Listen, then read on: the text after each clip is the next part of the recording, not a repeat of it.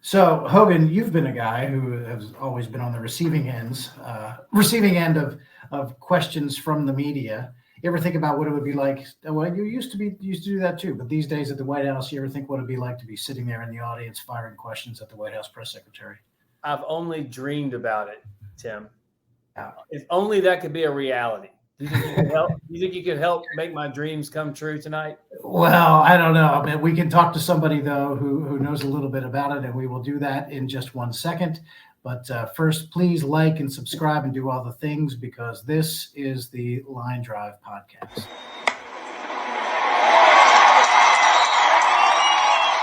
And so, who do we have with us today? But White House correspondent, the chief White House correspondent for Newsmax, James Rosen. James, thank you very much for being with us. I appreciate your time as always. Great to be with two friends. Yeah, awesome. Great to have you with us, and thank you for agreeing to be on here. And you're the chief White House correspondent for Newsmax, but you are also a noted author, and everybody has to call you a historian right now. You've got several books, including this most recent one, which came out in March, I believe, Scalia, Rise to Greatness, 1936 to 1986 by James Rosen. You see it there. If you're watching on Rumble, you can see the cover. Tell us a little bit about this book. Well, you're kind to ask. This is volume one in a 2-volume biography of Antonin Scalia, the late Supreme Court Justice. This book, which came out in March, chronicles the first 50 years of his life. It ends with him sitting down in his seat on the Supreme Court. So volume 2 will cover the Supreme Court years. Scalia is not only one of the most important justices of recent times, he's really one of the most important Americans of the last 100 years.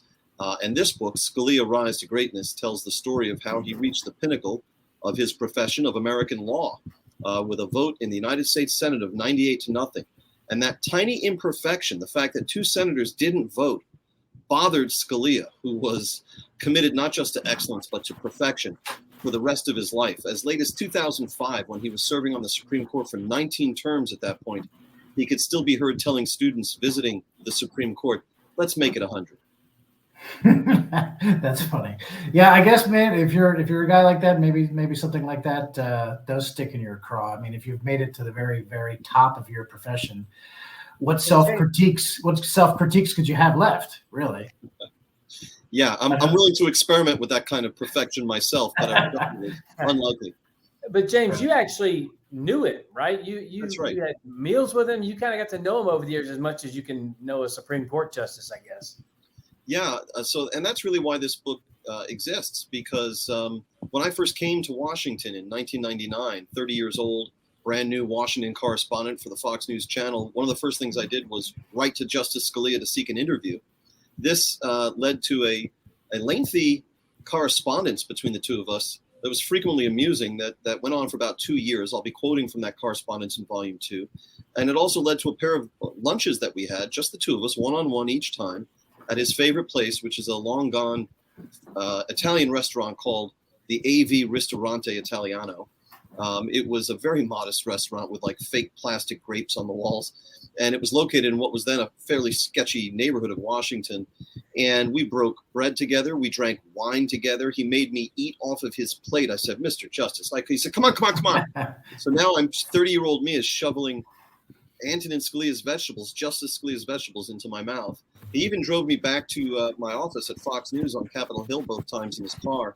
And I want to let you both know that through my research, having interviewed classmates of Scalia's from the 1950s who participated in road trips with him for debate tournaments, all the way up through my interviews with Supreme Court clerks in the 21st century, being a passenger in a car driven by Antonin Scalia was as unnerving an experience as it proved for me. And there's only so much I'm even allowed to say about it. But one clerk, when I mentioned that I'd been a passenger in Scalia's car on 2 occasions, said to me, God help you. So he had a bit of a reputation, I'm guessing. Yes, as far as amongst intimates, yes. Yeah, how about that? That's really funny. Well, congratulations on the book. I hope it's doing well. I hope it continues to do well. Thank you. And we are appreciative of having such an esteemed author and historian here with us today.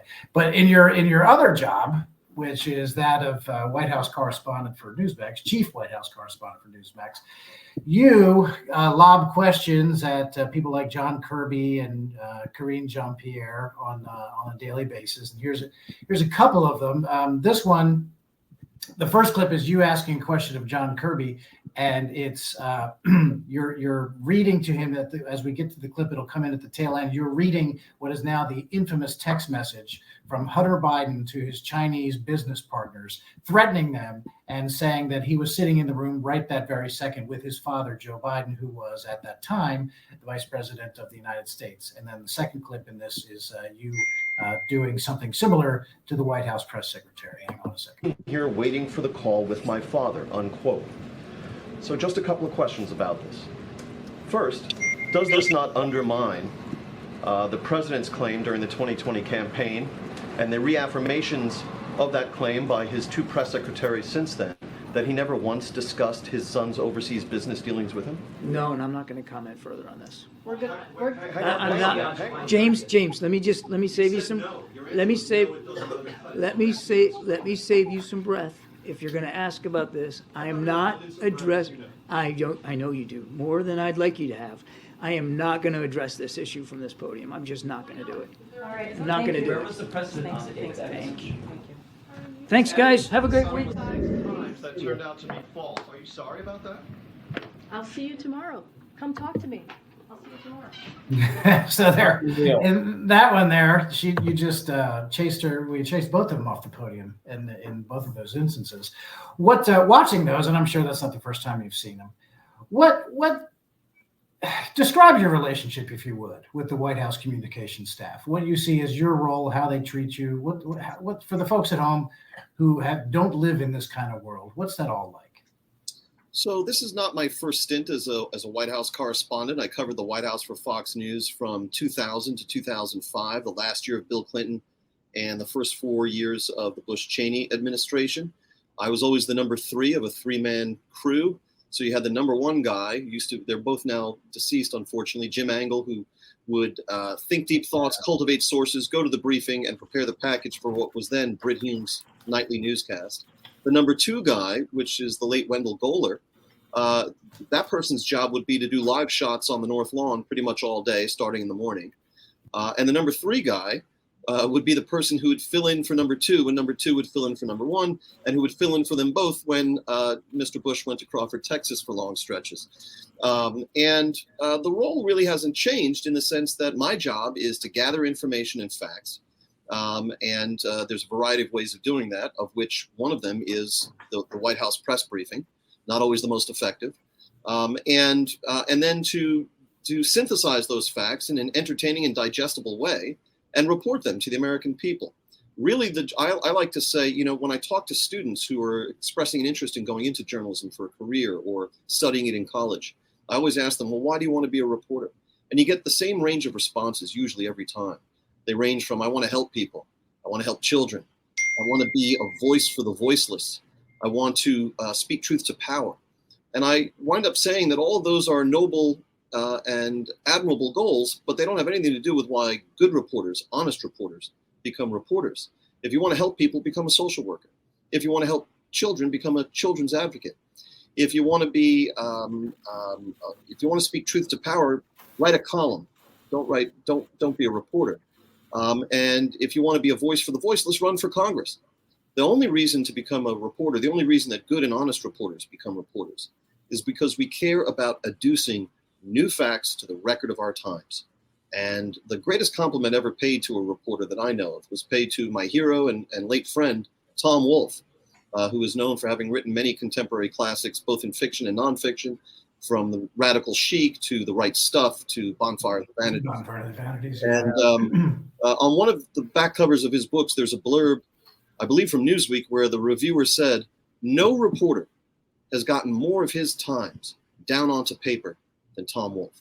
And that's really why you get into it. As for the relationship that I have, I would have to say it's less a function of my role, which has not changed, and more a function of the way I'm perceived, or my company is perceived, by the given White House communications operation that's in power at the time. And so with the current Biden White House. Let's just say I'm not their favorite reporter. Newsmax is not their favorite outlet. It's been difficult for me to work with Karine Jean-Pierre to get called on in the briefings. There are 49 seats in the White House press briefing room, 7 rows of 7. Newsmax has the seat dead center in the 6 of the 7 rows. And Karine Jean-Pierre, much like her predecessor, Jen Psaki, with whom I had a pretty good working relationship over many years' time, dating back to our shared time at the State Department in the Obama administration. But much like Jen Psaki, Karine Jean-Pierre labors under the misapprehension that the fortunes of the Republic or Joe Biden would materially suffer if she extended the questions beyond, say, the first 2 to 3 rows of the room. But I've made some headway with that, as you've seen in the clips that you played. It's such a like perfect. James, you have such a great cadence. You're a very intellectual person, but the intellectual delivery, the calmness with which you ask your question, the sincerity, but also with factual information you use to pose the question. And people on this podcast know I was a journalist way back in the day. Yeah, so was I, James. In the late 90s, yeah. And so we kind of have a glimpse of a piece of what you guys go through on a national scale, a much bigger scale. But I found it interesting when I was in the White House and I was dealing with the people in that room. In essence, you had 1 or 2 that would ask some sincere questions. Newsmax was one of those outlets. I felt as though Fox did as well. And they weren't always easy, but they were substantive and they were what people actually cared about. And then everybody else in the room was doing their own thing, trying to make a name for themselves, be part of the story, which is a definite no-no. And got to be he's talking about Jim Acosta. Well, that's one, but I mean the room's full of them. Kidding. Now it seems it's the exact opposite, where Karine Jean-Pierre is the press secretary, but everybody else in that room is a deputy press secretary on her behalf. It's almost as though they parrot the line and don't ask sincere questions.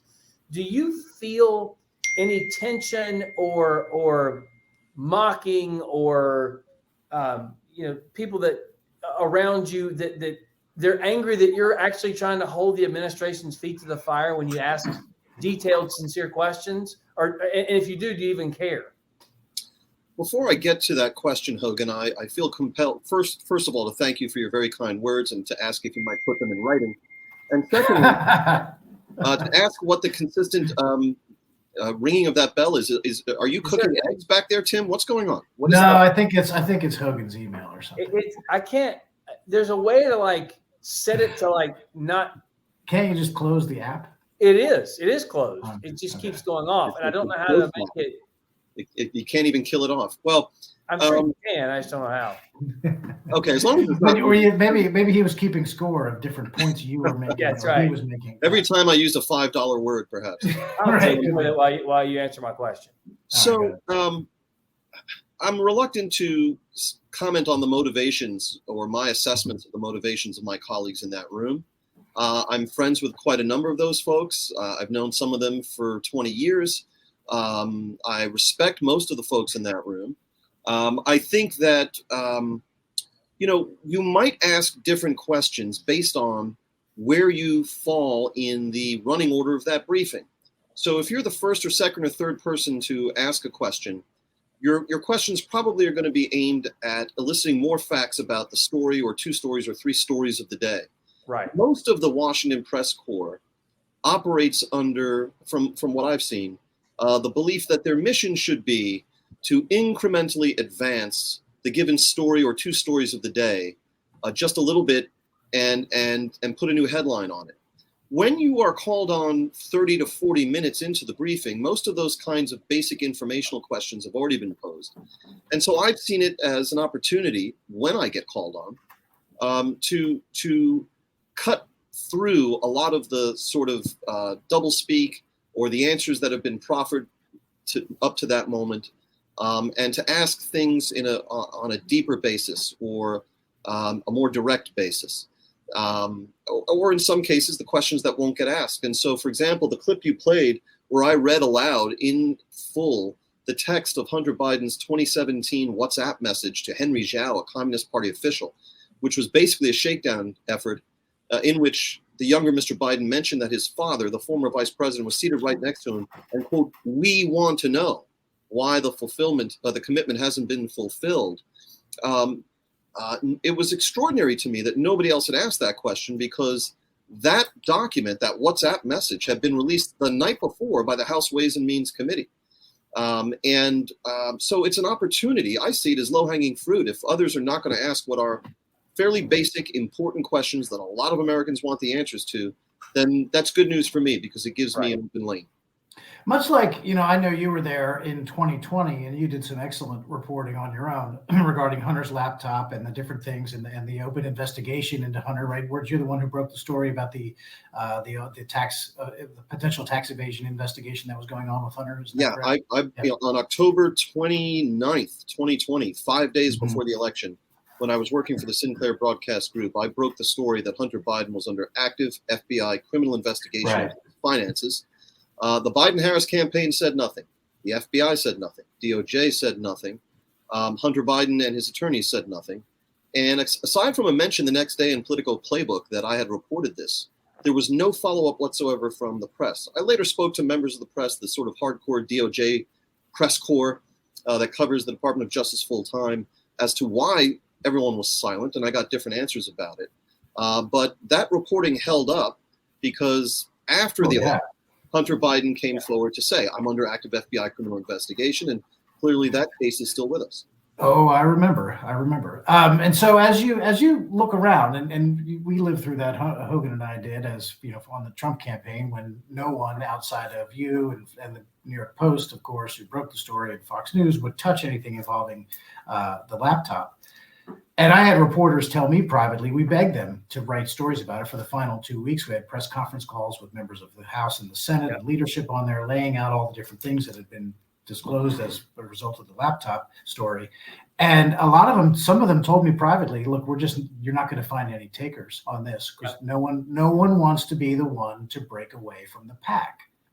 So do you find that, like you're saying, you sat there and you were thinking to yourself, I can't believe no one has asked about this Hunter Biden WhatsApp text in which he incriminates his father as being part of the whole thing. Is it the pack mentality? What is it? Why is it that the press corps at large just decides as an organism to stay away from certain stories and just not cover them, which of course is the way they suppress these stories from being disseminated to Americans? I would suggest that there are a number of motivations at work. Undoubtedly, some number of the members of the White House press corps are totally ideologically driven and want to report stories that are damaging to Republicans and helpful to Democrats. Some others I think, were put off by the ick factor of Hunter Biden's laptop. Some others, I think, are adhering in their own minds to what they perceive to be a kind of old school standard where the president's family is off limits or what have you. And perhaps some just never got the assignment or what have you. But again, I'm reluctant to ascribe motivations to these people. They're my colleagues, they're competitors. And is there a pack mentality? Yes. And it can work in the other direction. So when I questioned Admiral Kirby about that WhatsApp text, which you played that clip, after Admiral Kirby left the room, Peter Baker was sitting in the New York Times seat in the White House press briefing room. Peter Baker is the sort of unacknowledged or unofficial dean of the White House press corps. He's been covering it for a long time. He's written several books about each of the presidents. He gets the cooperation usually of the presidents and their vice presidents, including Mr. Bush and Cheney. And I think Peter's a good guy and a good reporter. And when Karine Jean-Pierre took the podium, he followed up and said, well, Admiral Kirby didn't answer James's question. It's a reasonable one. Are you going to answer it? Was the president involved when he was a former vice president, some kind of shakedown attempt? And Karine dodged and weaved, as you might expect. But then several reporters from those front rows, whom we might ordinarily imagine to be sympathetic to the Biden administration or what have you, the subject of our discussion now, followed up on Peter's question, and Karine in the end faced 6 minutes of questioning on Hunter Biden on that occasion. So the PAC can run in a variety of different ways. One last point I'd like to make. What story was most responsible, would you say, for Hillary Clinton's problems in the 2016 campaign cycle? Oh, well, it was the emails and the servers that she Correct. used, of It was the course, yeah. fact that while Secretary of State, she was using a private unsecured email server installed at her home with off-the-rack security protections up in Chappaqua. That story was broken by the New York Times, right? So there is a profit motive involved in journalism as well. And I suspect that when reporters get a good story on their hands and they think it's going to please their bosses and it's going to be big news, they probably don't even care whose ox is getting gored, as long as, it means more airtime, book contracts, and fancy parties for the reporter. If it's a topic that they just can't ignore. But, I think sometimes if Newsmax is doing a story, and as we saw with the laptop, if the New York Post breaks it first, or if it's a Fox story first, or, if it's somewhere like in the identifiably conservative press like Breitbart or something like that, that makes it, I think, as a press communications operative, it makes it exceeded. That raises the barrier even higher, I think, for it to jump over into a place like the New York Times, because I think a lot of times the press corps will look at a thing and say, oh, that's just the conservative press that cares about that. Yeah. We don't need to know about it, and we can safely ignore it. And they don't even consider it as a story because of where it began. I can give you an example. That's my impression. Yeah. Just last week, I broke a story, or was it earlier this week? Gosh, no, it was last week. It was about 2 years ago. I think the Daily Mail, the British outlet, that broke the story that while he was vice president, Joe Biden was making use of pseudonymous emails. Right. Emails where he's not using his own name, but names like Robert L. Peters, J.R.B. Ware, and so on. At least one of those pseudonymous email accounts was a .gov account, which already puts it in a different category from Mrs. Clinton, who was using an unsecured server and so on. And all that was 2 years ago that we learned about that.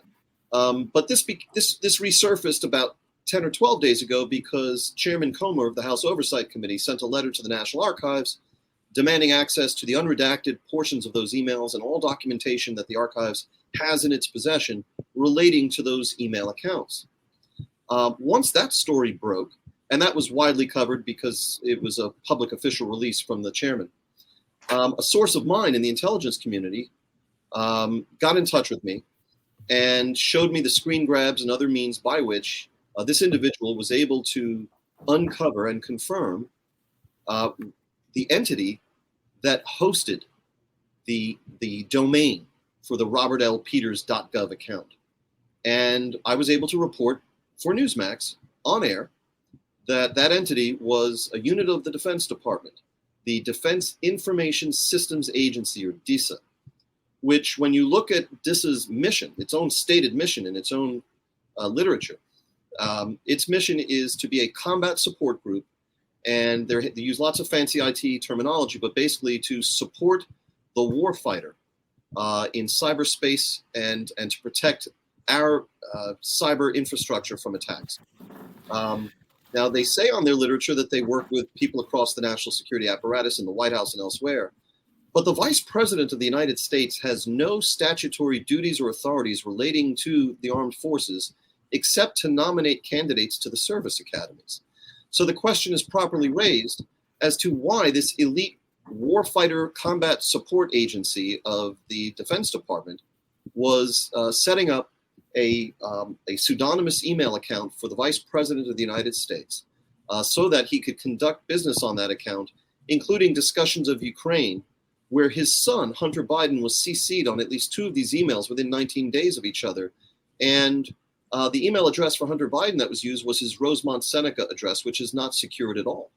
Of course, my efforts at getting some comment out of DISA and the Defense Department proved unavailing. But the point is, nobody picked up that story.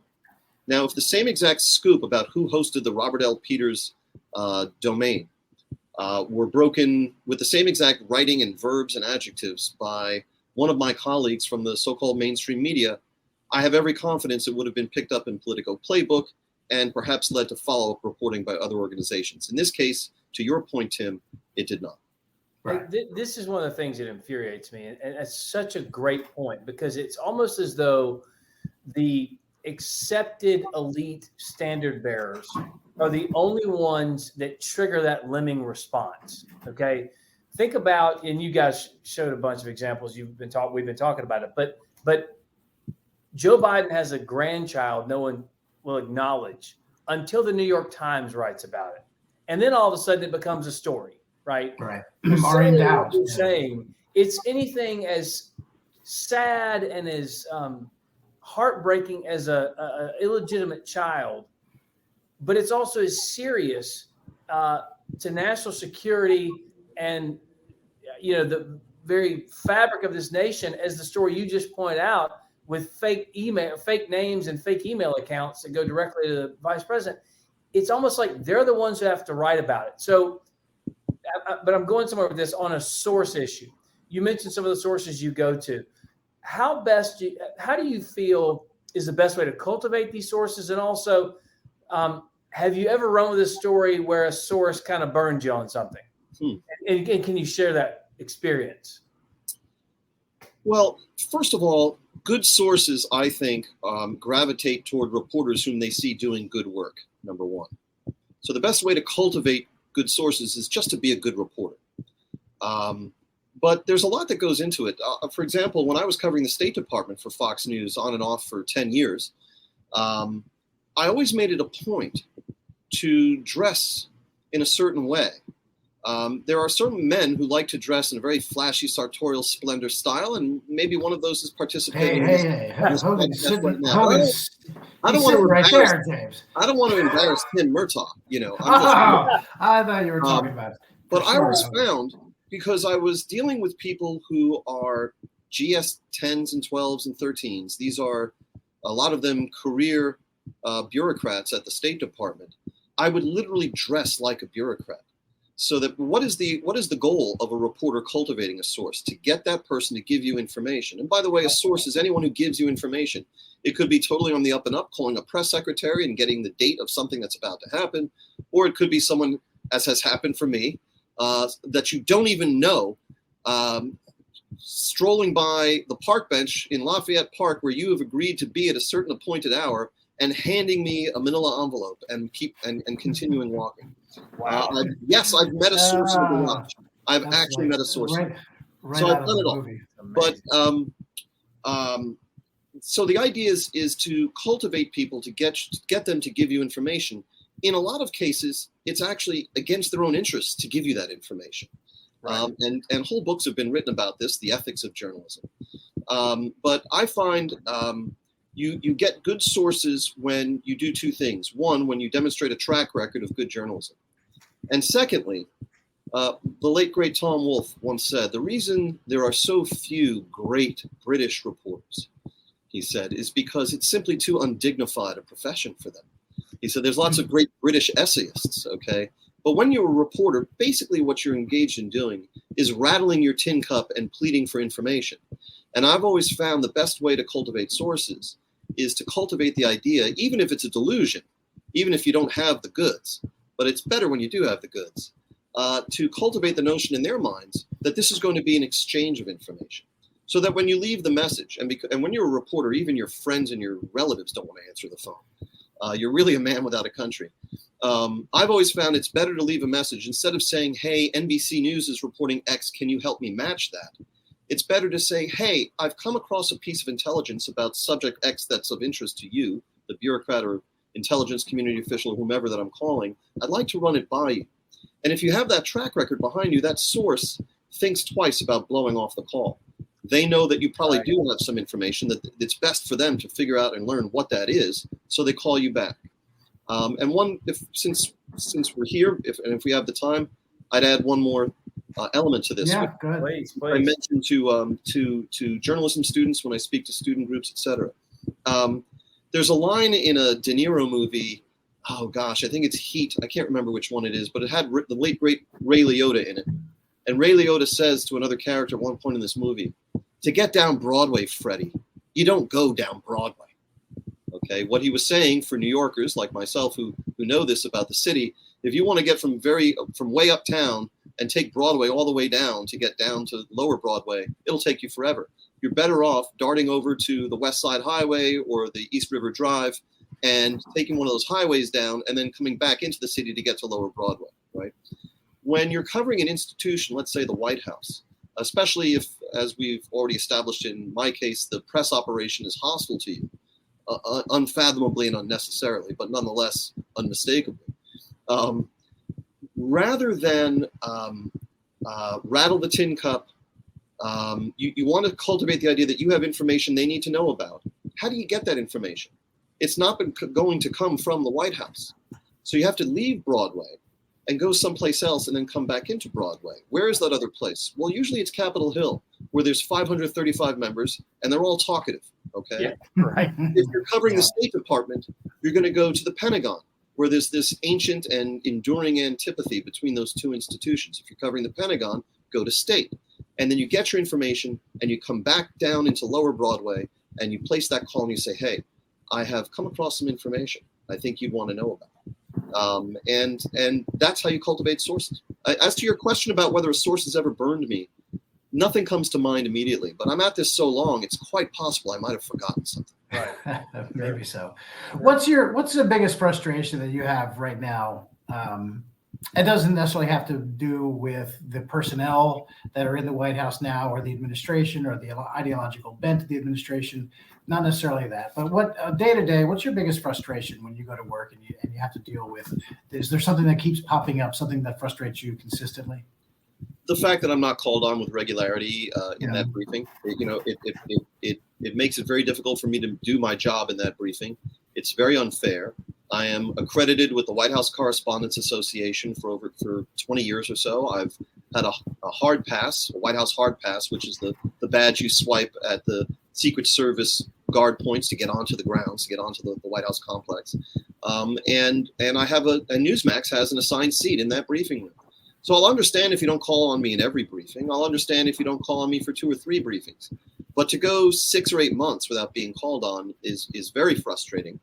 And you've seen how 6 or 8 months? Oh, sure, absolutely. Wow. So in January of 2022, on January 19 of that year, as you'll recall, it was leading up to the invasion of Ukraine by the Russians. President Biden gave a news conference in the East Room where, in a display of generosity, but not necessarily political savvy, he decided to extend the length of that briefing by another hour and to call on every single person in that room. And so I was grateful for that. And when my turn came, again, over an hour plus into the briefing, so you're not going to ask the incremental advance the story by 6 inches type question. I wanted to get at what I think is an important question, something that bubbles throughout the political discourse, but no one had asked the president about. And to this day, I'm the only reporter to ask this question of President Biden. I said, Mr. President, James Rosen with Newsmax. And if you look at the video, you can see upon hearing those words, President Biden look off to one of his aides when just staring daggers at, how did this get in this room? Right. Maybe the vice president remembers that I was the reporter during the Obama-Biden administration that the FBI spied on. No joke. I would be maybe unwelcome on that basis too. I said, Mr. President, James Rosen with Newsmax, I'd like to raise a delicate subject with you, but with utmost respect for your lifetime of accomplishment and for the high office you hold.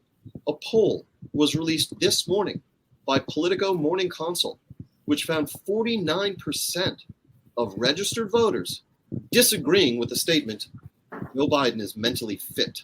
I wanted to laugh and try and slough it off. I said, not even a majority of Democrats, only 43%, was willing strongly to affirm that statement. At this point, he tried to cut me off. I said, Mr. President, if you'd allow me to finish.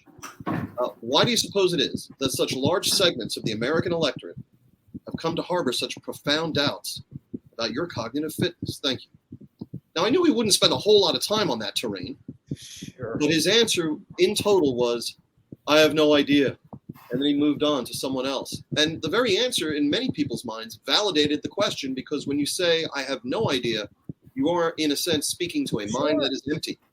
And the price I paid for that question was not to be called on for 8 months.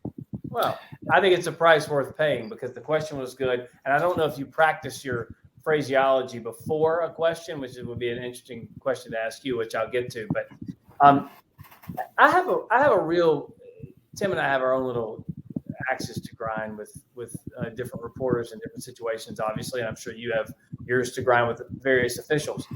But what I feel as though curiosity has somehow died in journalism. And we've talked somewhat about this, but when you go back and think of a James O'Keefe, Project Veritas grainy video, or an email between Fauci and someone in Wuhan lab, stuff, or emails between execs at Pfizer and things like that, the Hunter Biden laptop, of course. If you had told me as a journalist, or Tim for that matter, and we did talk to Miranda Devine about this too, but if you told me you had something like that, I would have been over the moon that I got like a nugget like that. I would have run it. I would have promoted it. I would not let it go. A dog with a bone situation. It's almost as though the press corps, for whatever reason, and look, I know people in that room too. I'm not trying to have you get in their heads, but it just feels like, as you said, there's incrementalism on a big story, but that I don't know if it's long form, but no one really cares about. It seems like the issues that the American people care about, or exposing somebody or some corporation or something doing wrong. Do you get that sense at all? I mean, I feel it because I guess I fight the battle every day. But you're in that room. Do you feel that the curiosity is just dead? The irony here is that all of the different presidents feel completely victimized by the very press corps that we're discussing, right? They're all wrong. Their different ideology. I remember reading a poll report from when President Obama greeted Prime Minister Netanyahu at the airport, I think once. And the poll report described a brief exchange between President Obama and Prime Minister Netanyahu. Netanyahu referenced the fact that with them was the Deputy National Security Advisor, Ben Rhodes. And Netanyahu further referenced the fact that Ben Rhodes' brother is David Rhodes, who at that time was the president of CBS News. And Netanyahu said something to the effect, well, that must be a nice situation for you, Mr. President. And Mr. Obama said back to him, have you seen how CBS News covers me? Okay, so here was Barack Obama upset with CBS News' coverage. Yeah. They all feel victimized by it. I'll give you one more example from my own experience about how different press corps function. And we talk about pack mentality and the other motivations driving these people. So when I was working for Sinclair in 2019, this was during the hearings that were being held by the House Intelligence Committee preparatory to the first impeachment of President Trump. And I decided that I was going to attend the weekly news conference of Speaker Pelosi. Okay. I've done a lot of work on Capitol Hill. I've never been a Capitol Hill correspondent per se, so I'd never really attended the Speaker's news conference. And I did it twice in November and December of 2019. And the first time, I asked this question of Speaker Pelosi. Now, Speaker Pelosi, like Joe Biden, is a non-linear speaker. They're always, and same with former President Trump. They start and stop their sentences. They're very difficult to transcribe. Someone like Condoleezza Rice or Hillary Clinton was very easy to transcribe because they spoke in lawyerly terms and so on, right. Full sentences. Pelosi goes through her non-linear, sort of scattered opening statement, and now it's time to call on the members of the press. And she called on me first. I was sitting right in the front row, and I don't know why she called on me first. Maybe because I was calmly raising my hand, and I had a pleasant face, and I was new to her, right? And I said, Madam Secretary, we hear it said often, and of course it's true, that impeachment is not a legal process, but a political one. Yet I think we can also agree, and at this point, if you watch the video, you see her look off to her as if to say, who let this into the room? And I said, and yet I think we can also agree that the impeachment process carries many of the same accoutrements that we see in the legal process, in the legal world, from the assistance of counsel to the threat of perjury, subpoenas, etc.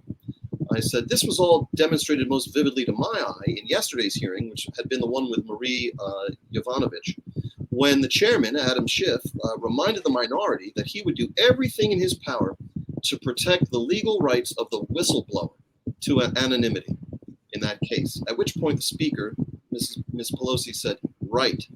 So I said, so I'd like to ask you, Madam Speaker, if you can explain to the American people why it is in this quasi-legal political process that the legal rights of the whistleblower should prevail over those of President Trump, who ordinarily would enjoy a Sixth Amendment right to confront his accuser. Now, was that a respectfully asked question? Yes. Sure. Was it a reasonable question? Yes. What kind of question was it? It was a question where I was asking about two competing legal claims in a non-legal setting and why one should prevail. And frankly, it was one for which the Speaker should have had a ready answer. Her answer to me was, well, let me tell you, Mr. Republican's talking points. Republican talking points, as if the Sixth Amendment is a talking point for the right wing. Okay? Right. So I come back 2 weeks later, and I decide this time I'm going to sit right in the front row. I'm going to be early. I'm going to get prime seating, which I do. This was December 5, 2019. A young man in his early 20s comes up to me while everyone's setting up their cameras and milling about, getting ready for this news conference with the Speaker. And he says, I'm sorry, can you tell me which outlet you were with? Oh, yeah. Sinclair Broadcast Group. He said, thank you. And he, off he was, right? And nobody else did I see him ask who their outlet is. The Speaker comes out, she gives her non-linear opening remarks, and everyone starts clamoring. Now, I have to tell you about this press corps. We're talking about the Capitol Hill press corps now. And some of the most famous people in it are Manu Raju of CNN, and a number of others, Chad Pergram of Fox News. And what I had observed not only was the same incrementalism that you see at the State Department press corps or the White House press corps, but they were literally asking Speaker Pelosi the same question, literally the same one question, 3 times over these 2 briefings. And that question was, what is your message to vulnerable Democrats in swing districts who don't really want to take on impeachment of President Trump at this time?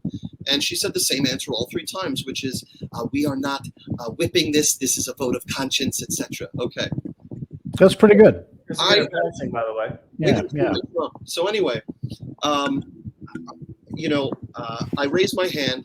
She looks right at me, and then points away from me. And this happens several times. And it's clear she's just not going to call on me, and I'm not going to get my chance to ask a question. The question I wanted to ask was, Madam Speaker, President Trump and Representative Doug Collins, who was the ranking member on Judiciary at that time, a staunch defender of President Trump in Congress and during the impeachment saga, they have alleged that this whole process has very little to do with the Constitution, but rather with a certain animus deeply held on their part for the president. So let's clear that up. Do you hate the president, Madam Speaker? But I didn't get called on. So she goes through the rounds with the incremental questions, and she leaves. And the exit where she left in that room was right near where I was seated. And I was forced, as I am sometimes in the White House briefing room, because you don't get called on, to practice the art of interjection, to project your voice loudly enough to seize on a brief opening when you'll get your words out, when there's a bit of silence. And that's a James Rosen way of saying shout a question. Shout a question and be succinct. Pith. And so I just yelled out at her, do you hate the president, Madam Speaker? And you may recall the response. Speaker Pelosi wheeled around, started pointing at me. Memes that were later created had lightning bolts coming out of her finger at me. And she said, how dare you accuse me? And I said, I didn't accuse you of anything. I asked a question. So she marches back to the podium. The cameras are going crazy. And she says, President Trump is a coward. And she starts to light into him in those very personal terms, which showed that, in fact, she very much hates the president and me. And at the end, she ended by like a 1.5-minute long tirade by saying, so don't mess with me, and storming off a second time. Within 48 hours on eBay, you could find 30 or 40 different varieties of T-shirt and hoodie that had pictures of the 2 of us with the back of my head with the words "Don't mess with me" emblazoned, or "Don't mess with Nancy." You'll be surprised. Nothing in the way of remuneration from all of that merch and swag. But again, what you saw was a press corps that A, was practicing incrementalism, and B, sometimes was asking the very same question, deliberately, and eliciting the very same response 3 or 4 times. And so it offers an opportunity to the reporter who can distill the essence of what we're talking about and come away with a great moment and probably what was the most electric moment of that whole impeachment saga. Amazing stuff. I love being the skunk at the garden party. Is what it is. You asked about this earlier, and yes, I have had that room in the White House press briefing room groan at my questions. Like when I asked Karine Jean-Pierre if the president is woke, I heard the groaning. Yeah, how's it going? You know what? Some of the same outlets whose reporters were groaning audibly in my direction after asking that question, a week later, we're still doing think pieces on a reporter for a conservative outlet asked, "Is the president woke?" Oh my God. Yeah. When you look back, because you are, like you said, you're in the middle seat in the 6th row of 7. So when the camera pans to you, and then they start on a wide shot, as you probably know. And James, are you rubbing up against a microphone or something? Do you know? Is that right now? It could be. It seems like there's a lot of background sound on the microphone. There's a fan going because it's super hot in this office. That's probably what it is. So late at night that they turn off the air conditioning. I'm sorry. That's so much I need a jacket for this one. Sorry. So last question, then we'll let you go because we're coming up on 45 minutes here, past 45 minutes. So when you start your question, the camera starts on a wide shot and it slowly zooms into you. I know you've seen this before, and so you're front and center there. And when you're asking your question, which is clearly going to make KJP or someone uncomfortable, still in the shot are 5 or 6 of your colleagues sitting around there. And man, when you're like, because nobody phrases a question like you do. And you're going through this question and you're setting it up, and you know that there's just a great hard hitting question at the end of it. And the looks on the faces of the other reporters who are in the shot are so fantastic. It's like every one of them had some bad eggs at lunch or something. And they have this terrible look on their face, like they'd rather be anywhere else but sitting near the guy who's asking this, unauthorized question, as it were. Can you sense that? Do you feel that energy around you when that's going on? Yes. Yes, I can. The other problem, though, is that because I'm in the 6th row, the cutaway camera that zooms in on the reporters asking the questions in the briefings will find that James Rosen is often blocked by some lurch figure who has planted himself right in front of me. And a lot of times, some of my best stuff, you can't even see me because of lurch 1 or lurch 2. And so I become a disembodied voice posing those questions. So you learn as a TV performer to angle your body this way or that to make sure that you will be seen. I mean, you want your work to be seen.